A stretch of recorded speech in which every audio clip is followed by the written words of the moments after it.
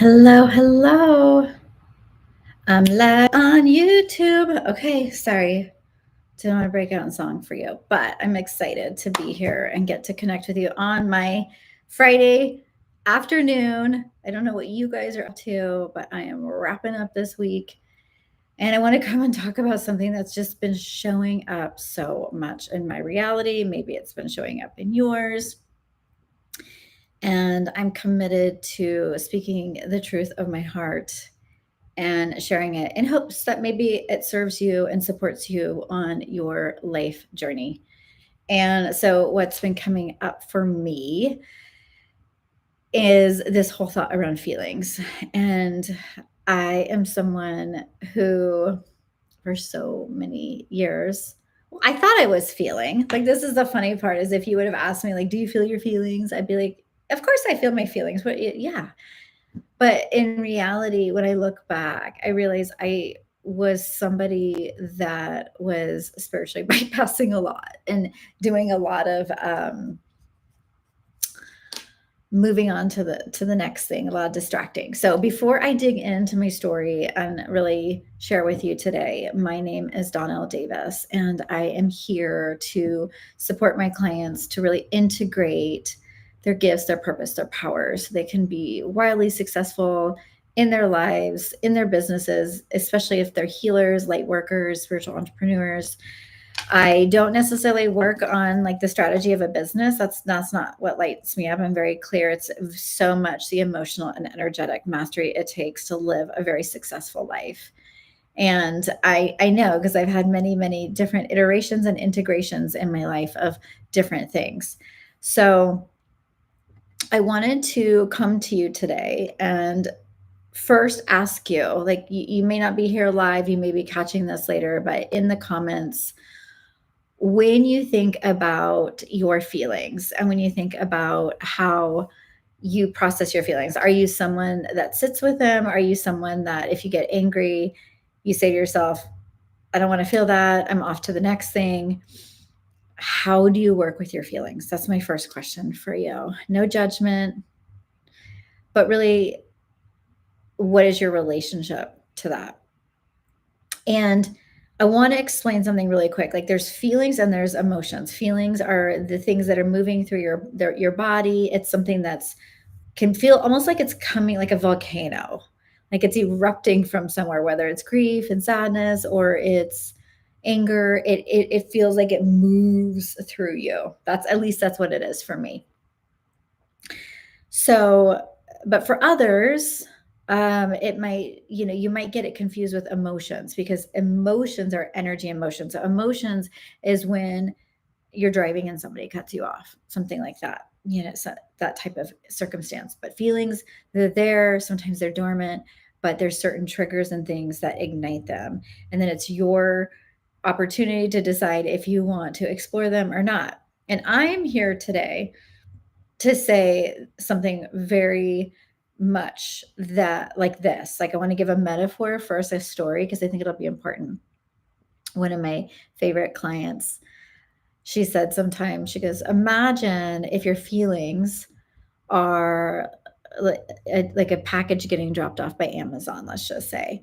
Your package is coming and let's just say you say, I don't want this right now. So check it out. This is with your feelings, right? I don't want this anger. I don't want this sadness right now. I didn't ask for this.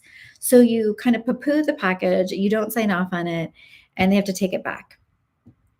And it's as if you're sending a signal to your package delivery driver that you are not open to receive. And you may not think that by saying no to that package that it's a big deal, but what you're essentially doing is blocking the flow, the rhythm, and the nature of the universe. Because you'd be crazy to think that you're only going to be delivered really awesome stuff all the time. Who are we kidding? So many times in our life, we have to process the anger that comes up because you have been a self-abandoning for a while or self-betraying or somebody else betrayed you. You have to deal with the grief of whatever situation is arising in your life. And life gives you, whether you see it or not, life gives you a divine curriculum. You have a curriculum that is playing out right now in your life. And you may not see it. You may be, what are you talking about, Dawn? It's where you're most challenged in your life right now. I bet you there was a time recently, maybe it was at the New Year's, where you're like, I'm going to write down my goals and I'm going to talk about what I want and I'm going to put this out to the universe. And when you said, when that desire arose in your heart and you said, I want more, then you started a new journey.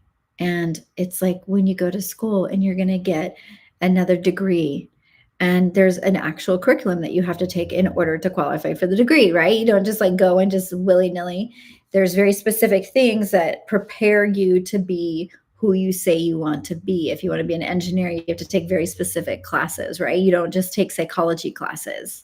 Otherwise, you won't become the identity of who you want to be. So when life gives you this very specific curriculum, it's there trying to support you in becoming the identity of the person in the future that has the very thing that you desire. But you may find that the curriculum looks like obstacles and challenges.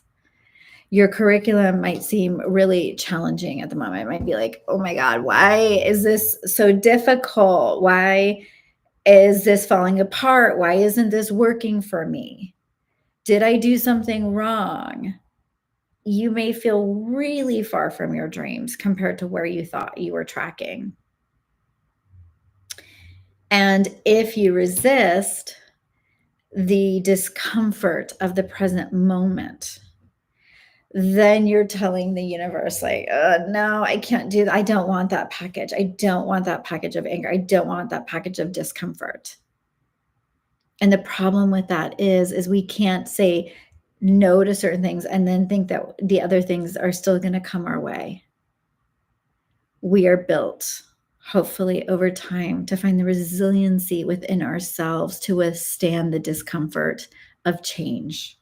It's hard on our little human brains. Yes, I know. I've studied trauma. I'm trauma certified, and I know what it does to our brains. I know what it does to our nervous system. But the whole thing is you're meant to feel what you're going through so that you become stronger and have more capacity emotionally and energetically to receive the life that you want, to receive the very things that you want. So you have this very curriculum playing out. And I remember I've had multiple, just like you, multiple curriculums over my life, depending on what I'm working on.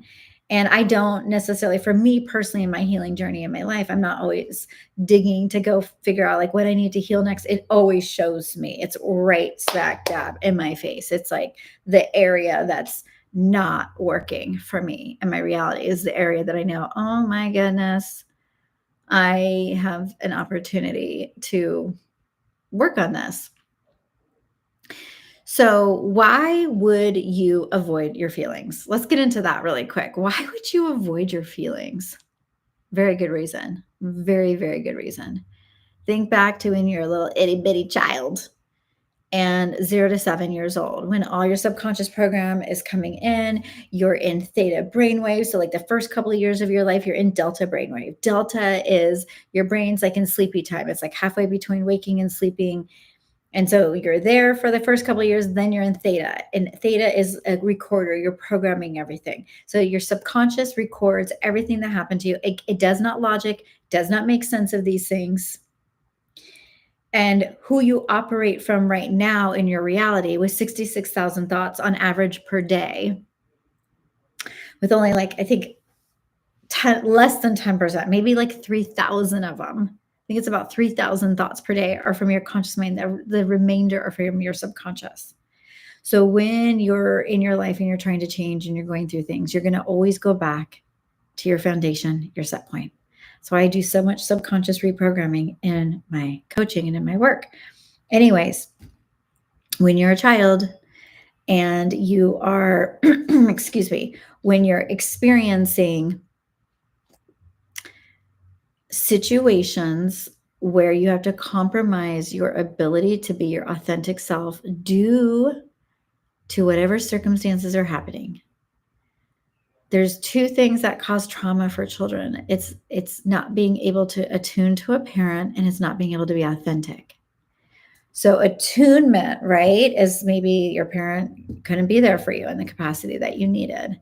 But the authenticity portion, which I think affects so many people, and it doesn't mean like you have to have big trauma, right? Big T trauma, but you could have had a parent that was emotionally unavailable because they're going through their own things, and you decided you could just read the energy that like maybe there's not room for me to be. I'm going to give you an example for me to be myself, but I had a client that I was working with the other day. I was doing a session for her, and I was intuitively looking at her history, and I could see that when she had an autistic brother that was born a couple years after her, by the time she was 4 or 5, she already started editing herself. She didn't feel like she could be her authentic self because her parents were already dealing with so much. So she started to kind of dim her light and decide that she couldn't play, like be as who she really wanted to be. This is all very subconscious, you guys. It's unconscious work. It's not like you're literally saying to yourself or to your parents, I'm not gonna be this, person. You're not like planning this. This is just a reaction to your environment, right? So that was her reaction. And it created this lifetime, this coping mechanism of not feeling like she could fully be herself, that people aren't going to accept her, that there's like she's too big, she's not going to be lovable. All these little stories that catapulted from this one major core wound that was around her ability to feel loved and supported in her reality because of her attunement, because of her, maybe inability to feel like she could be her authentic self at that time. So maybe you can see yourself in a story like that where maybe you shut down a little bit.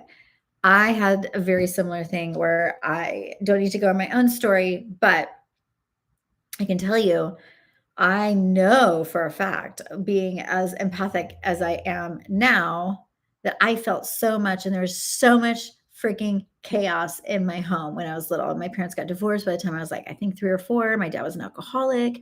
My mom has had so much trauma in her upbringing. So I'm coming into this life with these two parents that don't know how. My dad had just gotten back from Vietnam, years before that, drinking because he's depressed and he's stuffing down his feelings.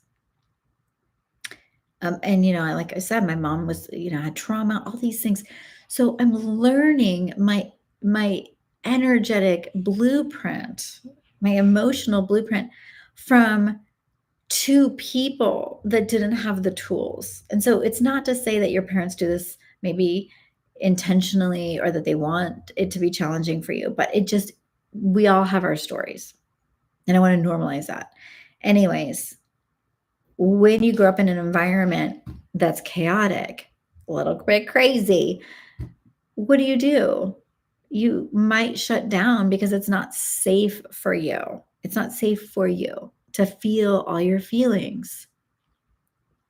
So you create this personality, this character, this mask, if you will, that isn't your true self.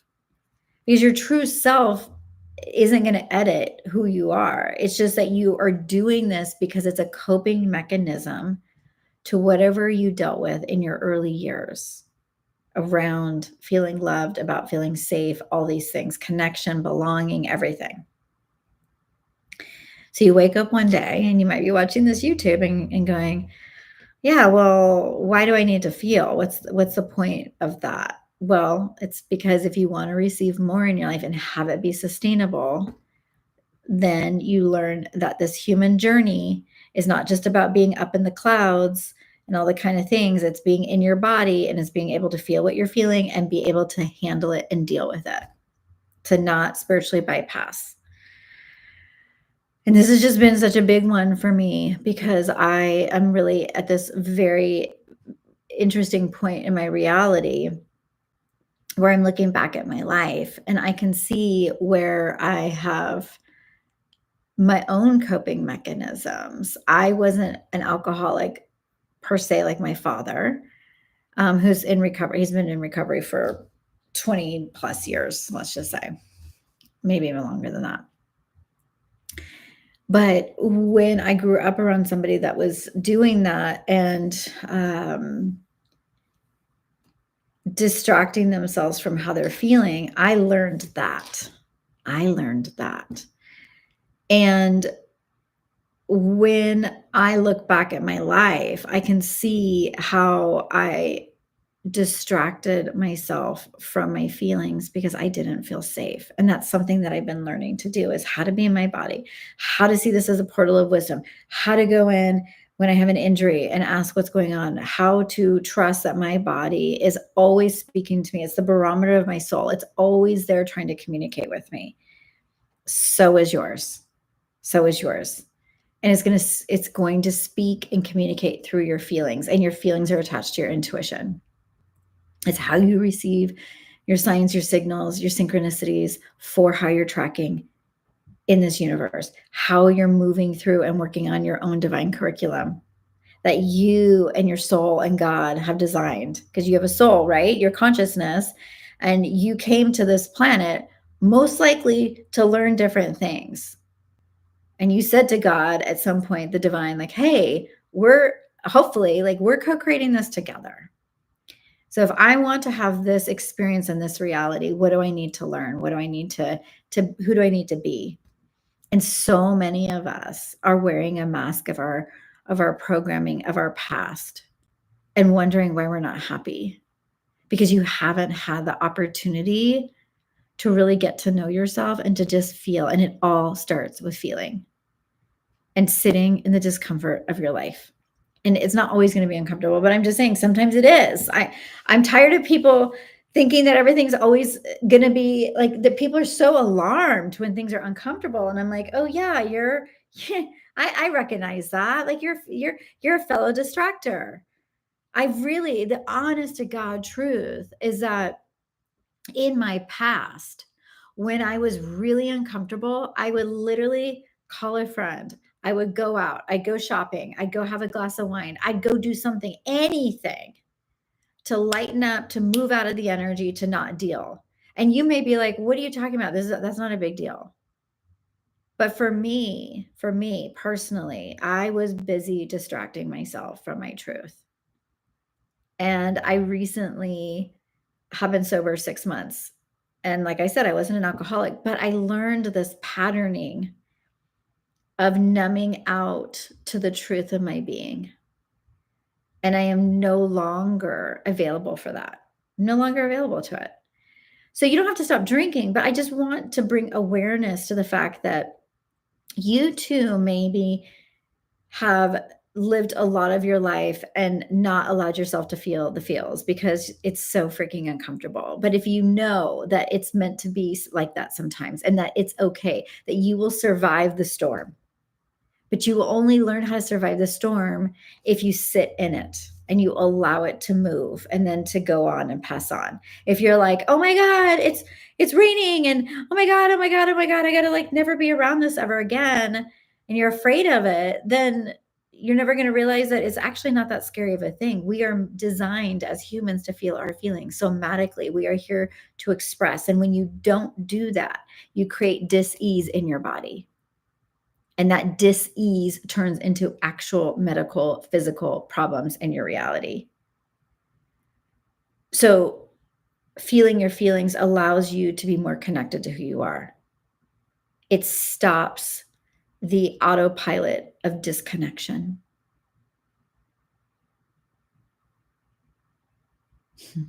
You have to feel. You have to feel. So I just wanted to come on and share that with you because it's really important. It's something that I have been working on. It's something that so many of my clients work on. And I support my clients in a multitude of ways, as being a channel, as being a healer, and working with them on a transformational level to help them shift. And if you're interested in learning more, you can always check out my membership, which is Psychic Bestie, or you can reach out to me for a one-on-one session. But if you never work with me, that's fine. My whole point in sharing this is to support you in understanding the power of receiving all of you, that you have it within you to expand your capacity to receive when you allow yourself to feel. And over time, over the years, the more you do this, you find that not only do you build more trust within yourself, but that it doesn't have to be some big thing. Sometimes you're just gonna like, I'm at a point in my somatic journey that sometimes I'll feel something come up. I don't even need to identify. This coming from an analytical person over here who has built a whole career on being able to see people's patterns and subconscious, stuff. And I could like identify where it came from, why it's there, all that. But I've come to a point too where sometimes we don't need to do that. Sometimes the feeling comes up and it just needs to be moved and it needs to be released so we could receive what's next. So the Amazon delivery driver can bring you the amazing package that you've been waiting for, right? If you watch my metaphor in the beginning. So I hope that this will be a beautiful invitation for you. And I would start in a way where you're just being present to what is. That's the place to start, and slowing down, finding the stillness, trusting the quietude within yourself. And if you're like, I don't know how to meditate, I don't know how to do that, just be with yourself. Just notice what's coming up. Just asking yourself very simple questions. What am I feeling right now? What is the biggest challenge in my life and what is it trying to show me? How is it asking me to change? How is it correlated to the bigger vision of my life? I hope you have a bigger vision for your life, because then it makes it easier when you're going through these challenging times to understand that this isn't about being tortured. This is really about an opportunity for your soul to evolve and grow. Check out Psychic Bestie, my membership. Reach out to me if you have any questions. Thanks for being here. Have a beautiful rest of your day.